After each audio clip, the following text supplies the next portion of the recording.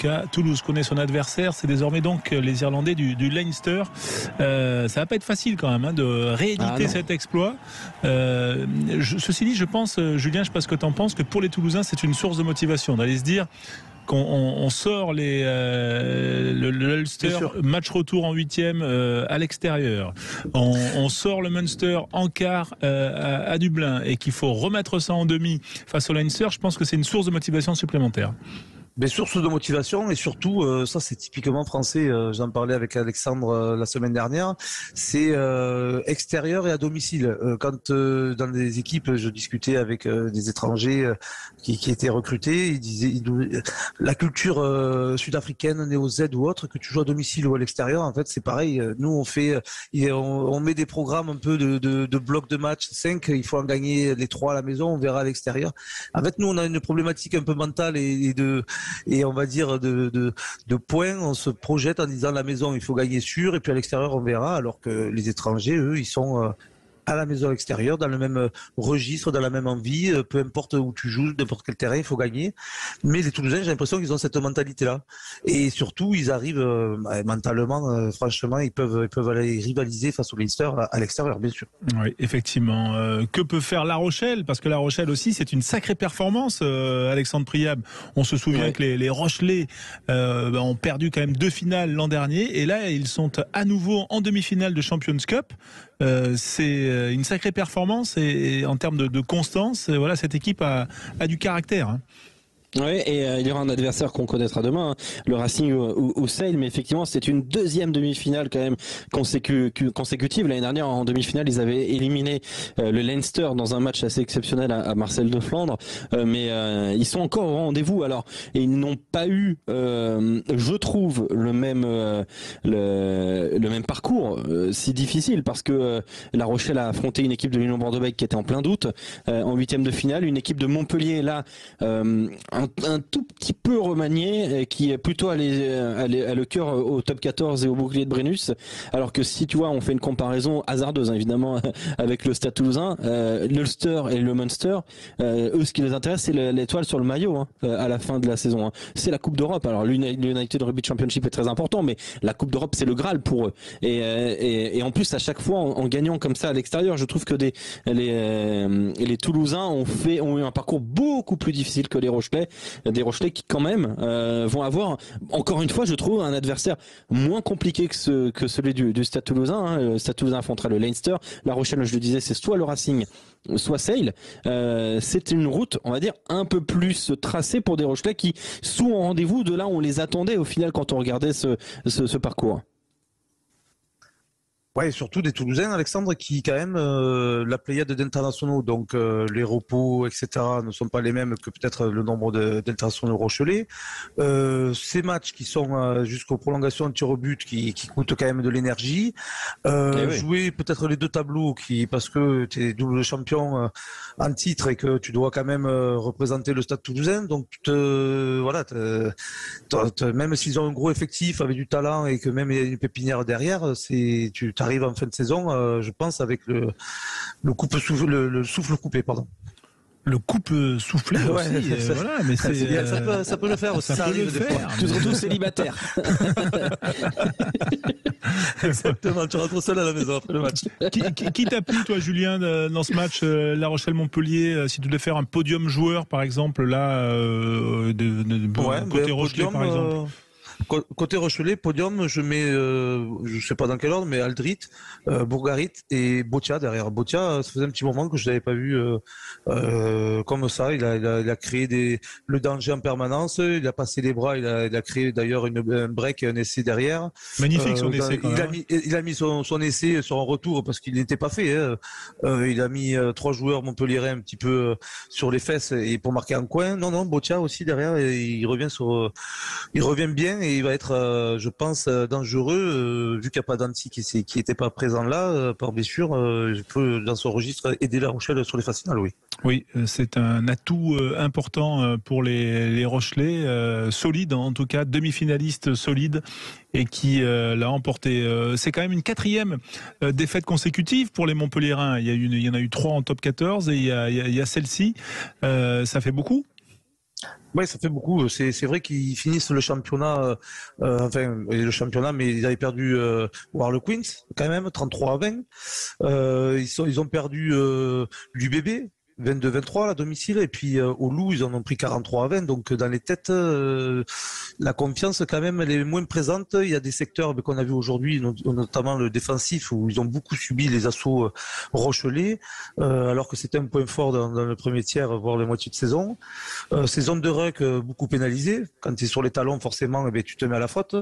Et puis voilà. Par contre, il y a eu du réalisme, 3 ballons, 3 essais, alors qu'ils sont rentrés 3 fois à peine dans les 22 mètres. À l'inverse, des Rochelais qui eux en ont eu 40 et n'ont jamais marqué.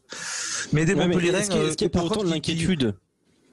Mais de l'inquiétude, moi je l'ai plutôt dans le secteur perdre Paul Willemse, 4 mois sans genou, qui était quand même un facteur important, frigo américain, et puis voilà, c'est sur les phases finales du latéral, comme ça. On le rappelle. Exactement.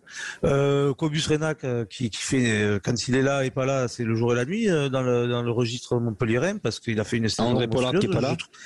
André Pollard qui est déjà parti, qui veut pas se blesser pour la Coupe du Monde et qui j'ai compris que Pollard il serait pas sur ton podium là, si on je vais poser la question. En même temps, à la 70e, j'ai évoqué la première fois son nom, mais c'est vrai que non, mais tu vois les comportements, c'est ça qui m'agace des fois.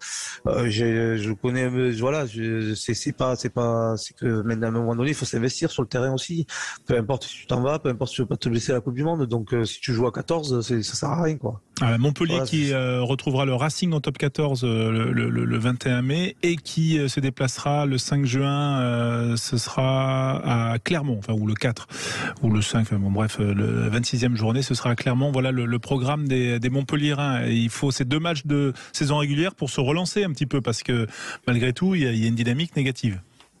Ouais, dynamique négative, mais bon, le groupe quand même cette force de bien vivre, qui a retrouvé un vestiaire quand même assez serein et assez, on va dire, bien dans les têtes, parce qu'il y a une bonne dynamique, mais oui, donc le résultat en fin de saison. Alors je sais pas si c'est par rapport un petit peu à la fatigue, parce qu'ils étaient quand même sur une série, et on va dire sur une spirale très positive, et puis en redescendant un peu du nuage, ça crée un peu des négativités au niveau du score. Mais quand ils vont se qualifier, là je pense qu'ils vont, voilà, quand même Alexandre Priam, la disquette, ils vont la changer, ils vont se mettre en mode phase de finale.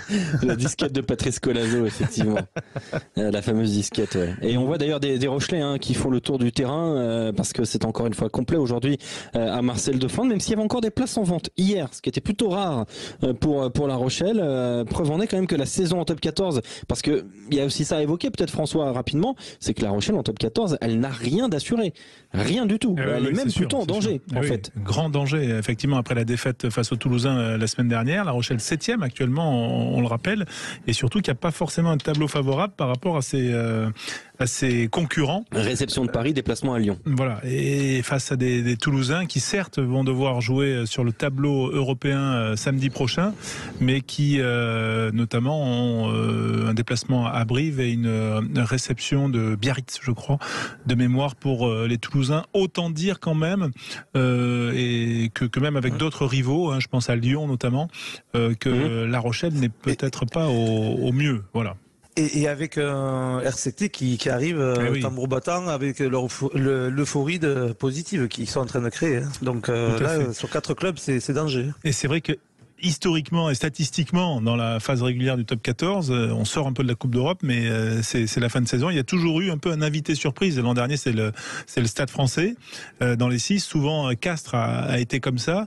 Et c'est vrai que là, on a l'impression que Toulon dégage cette énergie du challenger qui est en train de reprendre tout le monde sur le poteau. On va se retrouver dans un instant, parce qu'on est ensemble encore jusqu'à 21h pour débriefer. On va revenir bien sûr sur le week-end des Français. On va se projeter également sur le dimanche la dernière équipe en lice dans cette Champions Cup, et puis on fera le tour de l'actualité, notamment de Pro D2. Restez bien avec nous sur Sud Radio. Sud Radio. Sud Radio. Parlons vrai. Sud Radio. Parlons vrai. Si vous avez déjà le bon réflexe manomano.fr, vous n'apprendrez rien dans cette pub. Sinon, j'espère que vous êtes bien assis. Parce que sur manomano.fr, la livraison est gratuite sur plus d'1 million de produits. En revanche, si vous étiez mal assis, profitez de la livraison gratuite pour vous acheter un nouveau canapé. Et tant que vous y êtes, pourquoi pas le repose-pied qui va avec? Et même une petite table basse d'appoint pour poser l'ordinateur quand vous aurez fini. C'est tout de suite plus facile avec manomano.fr. Bricolage, maison, jardin, manomano.fr, vous pouvez le faire. Sud Radio Rugby, François Trio. Avec vous les auditeurs Sud Radio pour revenir sur les principaux résultats de ce samedi, c'est de la Coupe d'Europe, de la Champions Cup. Voilà, on va également reprendre les résultats de la Challenge Cup, mais quand même on connaît l'affiche de la première demi-finale de la Champions Cup et il y aura un club français et notamment Toulouse, mon cher Alexandre. Oui, Toulouse qui s'est imposé au tir au but tout à l'heure face au Munster 24-24 à la fin du temps réglementaire, 24-24 à la fin des prolongations. Donc il y a eu une séance de tir au but avec 3 frappeurs, 6 positions de frappe et bien ça a été une victoire 4-2. Pas besoin de tirer plus de coups de pied côté toulousain. Il y a eu trop d'erreurs côté Munster et bien donc ça a été une qualification en demi-finale et il faudra du coup affronter une autre équipe irlandaise après avoir éliminé l'Ulster et le Munster. Et bien c'est la très grande province du Leinster qu'il va falloir battre probablement à l'Aviva Stadium, qui a battu tout à l'heure les Tigers, 23-14. Ce sera le week-end prochain évidemment sur Sud Radio et ce sera pour une place en finale. Et puis on a un autre qualifié, c'est La Rochelle, on vient de le vivre sur notre antenne, victoire 31-19 et La Rochelle qui affrontera soit le Racing 92 soit Sale. La réponse ce sera demain puisque le match aura lieu demain après-midi du côté de cette équipe du Racing 92 face à Sale. Oui, vous voyez qui vous Julien Thomas entre le Racing et Sale?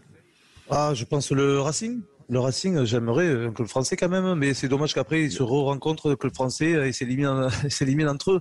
La Rochelle qui affronterait que des Français. Et c'est ça, ouais, exactement, Alexandre. Et puis surtout, le Racing qui a pour objectif depuis maintenant quelques années, c'est un objectif premier, la Champions Cup.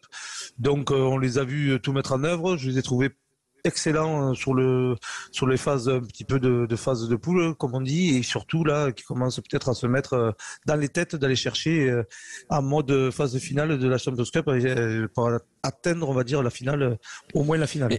On sait que c'est un rêve, les Racingmen, ils veulent absolument aller chercher cette étoile. C'en est presque une obsession pour Jackie Lorenzetti, le président, alors qu'on annonce à l'avenir une vraie révolution dans ce club francilien, François. Oui, une vraie révolution effectivement. C'est vrai qu'il y a pas mal d'annonces qui sont faites côté Racing. Il y a eu pas mal de prolongations qui ont été annoncées cette semaine, Alexandre. Je crois qu'une quinzaine de prolongations. Somme toute assez logique parce que c'est un club assez stable, très bien structuré, et ce club du Racing qui va pouvoir donc continuer à construire. Tout à fait, avec beaucoup de prolongations. Alors, on va essayer de toutes vous les donner. Nolan Le Garec 2025, Ali Oz 2024, Gogi Chashvili 2024, Colingard 2025, Imov 2024, Gibert 2024, Max Spring 2025, Chouznou 2024, Sankoni 2024.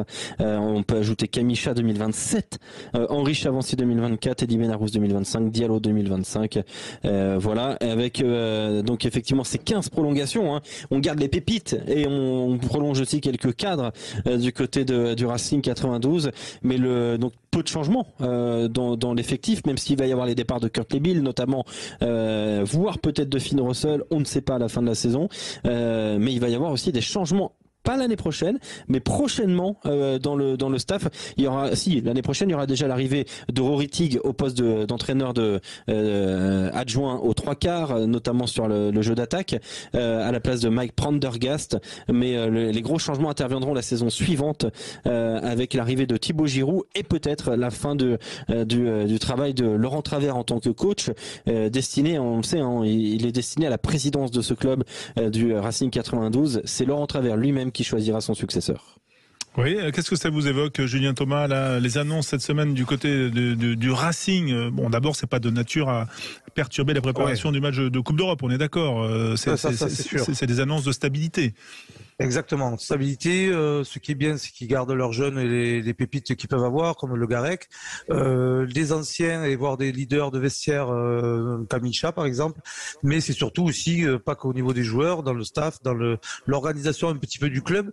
On sent qu'il y a une fin de cycle et qu'ils sont en train d'être dans la transition petit à petit. Ils se projettent dans les 2 ans voire 3 ans à venir. Donc on risque d'avoir un Racing peut-être l'année prochaine ou autre qui soit moins performant que peut-être quand tout roule, mais la mise en place en tout cas et de ce qu'on peut remarquer, c'est que ça se fait petit à petit, pas un changement radical où on change tout le monde d'un coup et qu'il faut repartir à zéro. Rory Tigg qui remplace Mike Prendergast. Rory Tigg, il a été c'est un jeune entraîneur anglais qui était passé par l'UBB notamment et qui avait à un moment été même le manager, enfin en tout cas l'entraîneur en chef. Ça va être un peu un fiasco. Oui, ça avait été un fiasco. Que pensez-vous là de ce recrutement? Parce que sincèrement, les échos qu'on avait eu de Rory Tigg étaient pas très favorables quand même. Comment c'est possible? Mais c'est vrai que je te rejoins, François. C'est pour y répondre, c'est une énigme. Hein. Je sais pas dans les conditions, dans quel rôle vraiment d'entraîneur il va avoir les rênes, mais c'est surtout une énigme parce que c'est vrai que comme tu disais, il y avait eu des passages plutôt négatifs dans certains clubs et le Racing a choisi de le recruter. C'est que peut-être ils ont eu dans les projets les idées etc. qui lui correspondaient par rapport à la philosophie que mettait le système le Racing, donc on va voir ce que ça donne bien sûr. Oui, et il faudra voir aussi le rôle de Dimitri Sarzeski parce que lui il est appelé à prendre plus de poids, plus de place dans ce staff du Racing. Ce sera peut-être lui d'ailleurs le prochain manager. Il va devoir travailler sur pas mal d'aspects, disait Jackie Lorenzetti cette semaine auprès du journal L'Équipe, mais il peut être une des cibles de Laurent Travers pour continuer. Il reste dans le staff évidemment Sarzeski, mais c'est vrai que Rory Tigg a priori, je me dis bien a priori parce qu'après tout peut se passer, vient dans un rôle vraiment secondaire, mais on connaît un peu le garçon, on sait qu'il croque quoi, il est capable de vouloir monter en hiérarchie assez rapidement. Oui, ça peut être parfois suivant les hommes et surtout des on va dire loups dans la bergerie. Hein. C'est surtout créer un staff et un club avec des hommes qui ont la même mentalité, la même identité un peu et qui ont envie de produire et de mettre en place le projet qui va être mis par le Racing. Donc on va dire qu'il va être briefé surtout, mais il faudrait pas parce que parfois ça se fait faire des enfants dans le dos, on va dire. Ah. Ça, faut toujours s'en méfier, effectivement. Ça arrive parfois dans certains clubs. Non, après, ce qui est bien sûr, on n'est pas à l'intérieur de la vie du club et surtout de la reconstruction du staff. Ce qui est intéressant, quand même, au-delà du retour, en tout cas qui interpelle de Rory Tigg, c'est aussi quand même la nomination à terme de Thibaut Giroud. Ça sera après la Coupe du Monde 2023.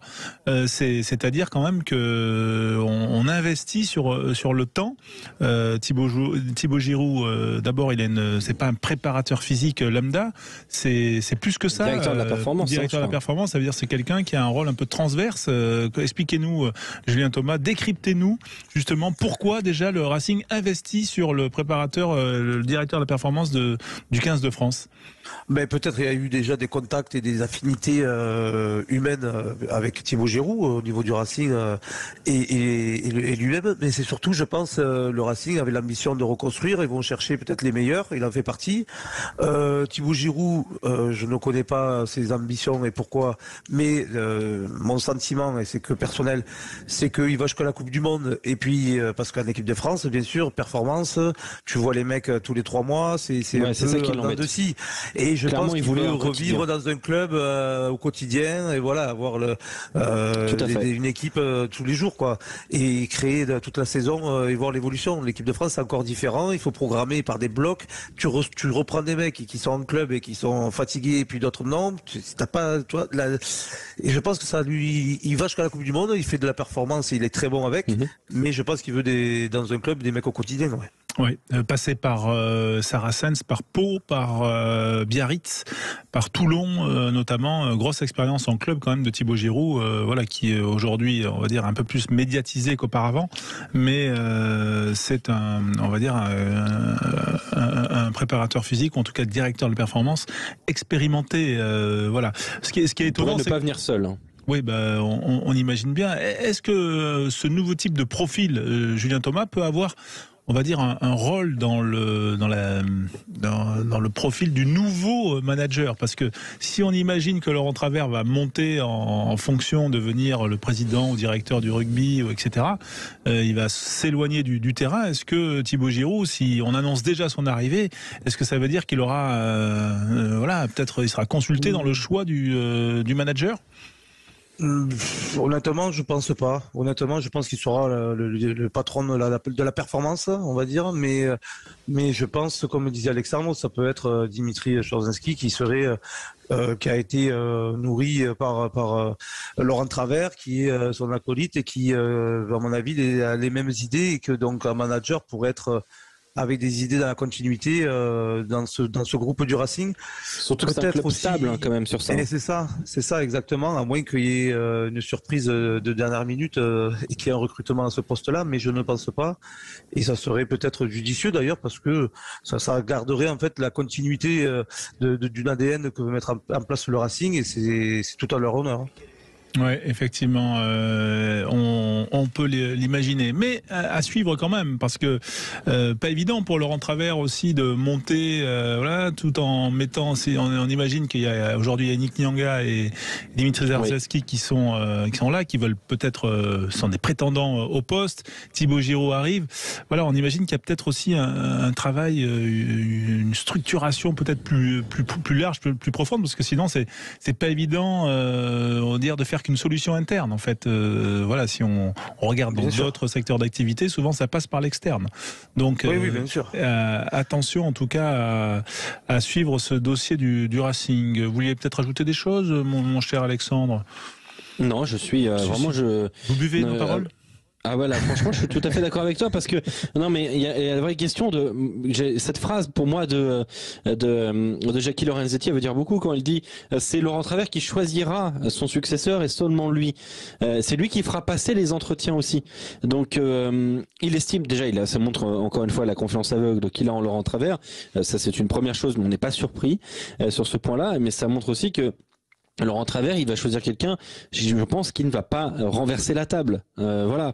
Et si c'est Laurent Travers qui choisit la personne, ça montre aussi que le gars qui va être choisi, est-ce qu'il aura vraiment les coups des franches, sachant qu'il aura l'ancien manager qui sera à la présidence et qui l'aura choisi. Il y a un côté un petit peu, est-ce qu'il va prendre un gars qui a énormément d'expérience au risque de perdre les rênes sur le sportif, ou il va prendre quelqu'un qui est déjà dans le staff et garder une influence sur le sportif, parce que ça peut être naturellement. C'est pour ça que moi je pense à Sarzeski. Et est-ce qu'il n'y a pas possibilité, je pense aussi, de mettre un genre de binôme en mettant Chorzinski, mais après avec un gros manager, oui. Et du coup c'est Chorzinski qui va réguler, va faire le travail transversal entre Travers et puis ce manager qui aura une expérience à ce poste, parce que manager, c'est pas pareil qu'entraîneur, hein. C'est un autre niveau, un autre calibre. Tu t'occupes d'un club et puis surtout la pression elle est permanente. Il faut savoir réagir immédiatement, s'adapter. Je ne dis pas qu'il n'y a pas de qualité chez certains hommes, mais il y en a que le costume, il y a eu une phrase comme ça, le costume est trop grand, peut-être. Oui, on verra ça effectivement avec le temps. En attendant, le Racing demain sera en quart de finale face à Sale, et pour Laurent Travers, il a un seul objectif, c'est revenir en finale. Écoutez-le. Ce qu'on souhaite déjà, c'est de pouvoir refaire ce que l'on a fait lors des 3 dernières finales, c'est-à-dire d'y revenir. Donc déjà, je le dis souvent, quand vous êtes en finale, c'est que vous êtes les 2 derniers. Ça veut dire que les autres ont fait moins bien que vous. Donc ça veut dire que sur le nombre de gens qui font la Champions Cup, on est dans les 2 derniers, ce qui est quand même déjà un beau parcours. Pour que ça soit un très beau parcours, il faut qu'il y ait l'étoile. Hein. Mais avant d'en arriver là, on a quand même pas mal d'embûches qui se présentent. Ouais, les embûches, c'est donc demain dès 16h face à Sale pour retrouver La Rochelle, vainqueur. On le rappelle, Alexandre, de Montpellier 31-19. Autre résultat, la qualification de Toulouse après le match 24 partout. On a suivi bien sûr en direct et en intégralité sur Sud Radio. On a suivi également sur Sud Radio la Pro D2. Bien sûr, hier c'était l'avant-dernière journée de la saison régulière. Alexandre, on l'a vécu en direct hier soir, et quelle soirée incroyable, on s'est régalé, qui avait débuté jeudi avec la victoire notamment de Carcassonne aux dépens de Bayonne 33-28. Pour en parler avec nous, le manager de Carcassonne, Christian Labitte. Bonsoir Christian. Bonsoir François, bonsoir à tous. Merci d'être avec nous en direct sur Sud Radio. Tout d'abord, quand on parle de Pro D2, on a envie aussi de rendre hommage quand même aux amis montalbanais qui sont dans la peine ce soir après le décès d'un de leurs joueurs, le numéro 8 Samoan, Kelly Meafua, effectivement, qui est mort accidentellement, vraisemblablement. En tout cas, c'est un décès que l'on a appris ce matin. Effectivement, grosse pensée pour ce joueur qui avait également évolué à Béziers et à Narbonne. Christian, on imagine que l'émotion est là, forcément, parce que c'est un petit milieu, bien sûr, mais revenons quand même aux sportifs ce soir, parce que Carcassonne est quand même bien placé pour disputer des play-offs inespérés. Inespérés. Je sais que vous l'espériez, mais en tout cas, qui vont arriver là pour couronner une saison magnifique. Ouais, forcément. Lorsqu'on n'est pas si loin que ça et qu'on est dans les 6 premiers depuis 3 mois, forcément, pour nous, c'est un peu moins une surprise, mais à la sortie, on peut ne pas se qualifier encore, puisque avec ayant gagné le week-end dernier, ce week-end à Oyonnax, forcément, ils reçoivent chez eux le dernier match, ils se déplacent à Béziers, et en cas de victoire bonifiée, ils pourraient nous passer devant. Donc il nous manque un point au tableau d'affichage, et un point compliqué à aller chercher à Béziers. Avant de terminer, excusez-moi, je vous coupe, mais oui, une grosse pensée à Kelly qui nous a quittés, parce que tu l'as dit, François, et c'est le joueur que j'ai eu, puisque j'étais à Narbonne, j'étais entraîneur et je l'avais. C'était un joueur remarquable, gentil et agréable, et voilà, toutes mes pensées à sa famille, et une seule nouvelle nous est arrivée ce matin, et voilà, je pense très fort à sa famille, et aussi à lui maintenant qui n'est plus parmi nous. Oui, et effectivement, et joueur qui avait fait une très belle saison avec Montauban, Alexandre, tu le disais tout à l'heure, je crois qu'il a joué 24 matchs sur les 29 possibles. 24 matchs, Et je pense aussi à Christopher Vaotoa qui a eu le courage, l'immense courage de sauter lui aussi du pont pour aller sauver son ami en vain, mais qui était prêt à donner sa vie, semble-t-il, Christopher Vaotoa, et qui doit aussi être fortement touché aujourd'hui. Ouais. Effectivement, Christian, on revient à, oui, c'est souvent sans transition comme on dit dans notre métier, mais c'est vrai que c'est toujours délicat de parler de tout ça. Mais revenons quand même aux sportifs, parce que il faut y penser. Votre dernier match, ça sera chez un voisin, et il faudra aller le chercher, quoi. C'est pas de tout repos et de tout répit même. Ouais, c'est les deux. C'est-à-dire qu'en fait, on n'a pas le temps de se reposer. On croyait ce week-end que Oyonnax ferait le boulot et qu'on pourrait se permettre de faire un week-end un peu plus tranquille, en envoyant peut-être des joueurs autres que ceux que l'on a habituellement pour les faire souffler, les titulaires.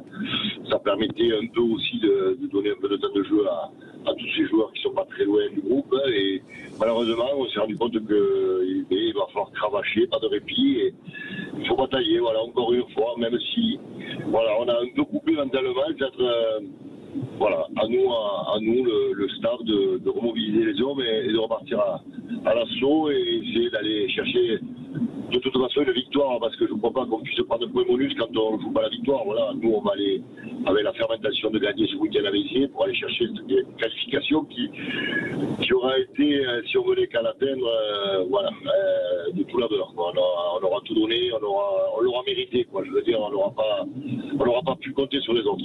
Voilà, 16 victoires jusque-là dans cette saison pour Carcassonne. Une 17e serait parfaite. Julien Thomas est avec nous, il a forcément une petite question, un petit mot pour Christian Labitte. Salut Christian. Non, c'est ma question. C'est juste ma question. Elle est que, en fait, c'est le dernier match. Vous avez du mal. C'est un peu en dents de scie les résultats à l'extérieur, surtout. Là, vous vous déplacez sur la dernière journée. Et ma question est, est-ce que tu penses que vous êtes capable d'aller chercher la victoire? Je pense que, ma part, oui. J'étais à Carcassonne contre Bayonne, je vous ai vu jouer. Et surtout, est-ce que tu le prépares avec ton équipe comme un huitième de finale, quoi, en gros?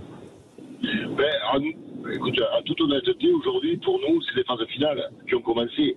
Bayonne était déjà huitième de finale, entre guillemets, puisque tous les matchs sont des matchs déterminants. Aujourd'hui, le club est sauvé. On est à 76 points, donc forcément, on joue sans pression. On est un peu les outsiders de cette Pro D2, donc on va jouer le atout à fond. Quoi qu'il en soit, on prend tous ces moments-là comme des moments de joie et de plaisir. Les garçons se donnent collectivement parce que ils ont la sensation que où il peut y avoir quelque chose de fabuleux, pas forcément un titre, parce qu'on est très loin de ça et on va pas s'enflammer, mais ce qui est sûr, c'est que pour eux, jouer la phase finale au vu de la saison qu'ils ont réussi, voilà, ça serait merveilleux. Voilà, alors après aller gagner à Béziers, on sait que ça va être très compliqué parce que Béziers lâche pas, c'est un derby, il y a quand même une certaine concurrence dans la région, donc forcément ça va être très compliqué. Maintenant, c'est à nous, on a encore notre destin entre nos mains, à nous aller chercher cette victoire, ça dépend que de nous, pas des autres, juste de nous, et encore un petit coup de forcing, un petit forcing supplémentaire ce week-end, et la joie sera vraiment au rendez-vous. Alexandre Priam, une question pour Christian Labitte, manager de Carcassonne. Oui, Christian, est-ce que vous avez préparé un plan si vous montez en top 14? Je dis ça avec un peu de second degré, mais c'est pas impossible. Ouais, non, à toute honnêteté, on va rester. Non, mais c'est gentil parce que ça me donne des perspectives ambitieuses et puis lorsque tu me poses ce genre de questions. Mais le président n'est pas de cet avis, donc non, mais on va pas s'enflammer. On sait où on en est. Ce qui est sûr, c'est qu'on est capable de battre n'importe qui sur un match. Ça, on en est conscient. Adrien l'a dit, on a des résultats en dents de scie à l'extérieur, mais on n'a jamais été très loin. On perd de 1 point quasiment ou 2 points à Nevers. On perd pas de beaucoup à Bayonne. On n'est pas une équipe qui a pris beaucoup de points à Bayonne. À Oyonnax, pareil. On est capable sur un match de faire des choses. Alors après, dire qu'on est capable de monter, d'être en top 14, ça serait trop prétentieux. Mais quoi qu'il en soit, si on venait qu'à y arriver, je te le dis, on le prendrait, quoi qu'il en soit.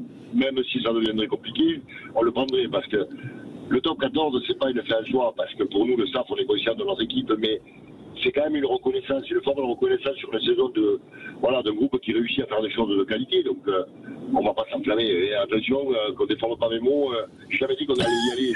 Mais si vous vous souvenez bien, dans le passé, une équipe qui était Mont-de-Marsan, que personne ne voyait, qui avait fini 6e et qui était montée. Il y a une dizaine d'années, donc on ne les voyait pas arriver en top 14. Alors bon, forcément, ça a évolué, on n'en est pas là. Mais voilà, ce qui est sûr, c'est qu'on va déjà essayer de préparer Béziers, parce que si on perd contre Béziers, forcément, on ne passera même pas au top 14. Ouais, je vais griller la politesse à Alexandre Priam, mais qu'est-ce qui explique quand même certaines saisons où des équipes, l'an dernier, Vannes était au top, la Vannes a souffert, vous êtes au top, et puis voilà, on a l'impression que c'est quoi? C'est le changement des effectifs, c'est juste la dynamique. Qu'est-ce qui explique ces variations d'une saison à l'autre? Moi, en toute honnêteté, c'est pas de la prétention, mais l'an dernier, on finit 7e, à la dernière journée, on peut se qualifier 6e, on perd à Grenoble, si on gagne, on est 6e. L'année d'avant, on était premier l'année du Covid au mois de décembre, on va Brive, où il y a 3 ans, il y a une année blanche, forcément, le Covid. L'année d'avant, on était, quand il y avait Brive entre les deux, on les bat, on était premier au mois de décembre. On est quand même une forme de régularité. On n'est pas premier ou 6e et avant-dernier.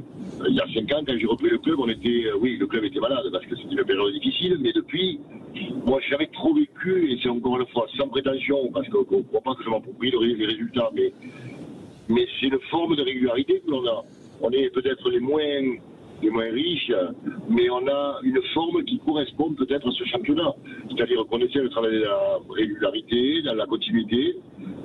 Moi, j'ai un staff qui fait un boulot remarquable et qui est là depuis, alors mis à part 2 entraîneurs cette année, puisqu'on a été obligé de changer, mais Mathieu Sid, l'entraîneur de l'avant, j'ai pris Aurélien Poloni pour la défense, qui est quand même un des, en France, entraîneurs reconnus du 13 et qui a franchi le Rubicon. J'ai pris Jean-Marc Rouet qui était à Castres, mais on les a re-signés 2 ans et on travaille sur la continuité. Je ne crois pas que on puisse exister, on ne peut pas être dans une réussite éphémère, ça c'est pas possible. Le travail est sur la continuité, le travail est sur le long et c'est ce qu'on essaie de faire avec nos moyens. Forcément c'est difficile parce qu'on perd beaucoup de joueurs, on perd une dizaine de joueurs cette année, mais c'est pas grave, on en perd chaque année, on nous prédit l'enfer chaque année, finalement Alexandre. Oui, Christian, on sait que votre prolongation a été un vrai sujet, que vous avez hésité, semble-t-il. Pourquoi vous aviez hésité? Est-ce que c'était seulement des soucis d'infrastructure et de moyens pour votre club de Carcassonne? Et pourquoi vous avez pris la décision de continuer? Ouais, c'est un mélange de tout. C'est aussi une lassitude aussi de récupérer ou de trouver des joueurs que personne ne veut ou n'essaye ou en qui personne ne croit en fait en eux et lorsque tu les prends, que tu les fais jouer, qu'ils deviennent bons, tu les perds quoi. Et être le formateur pour les autres équipes, c'est usant. Voilà. C'est chaque année notre équipe forme à peu près 7 à 8 joueurs pour les autres équipes. Donc c'est difficile de vivre ça parce que au départ, ces joueurs-là, personne ne les connaît ou n'en veut ou veut les essayer en tout cas.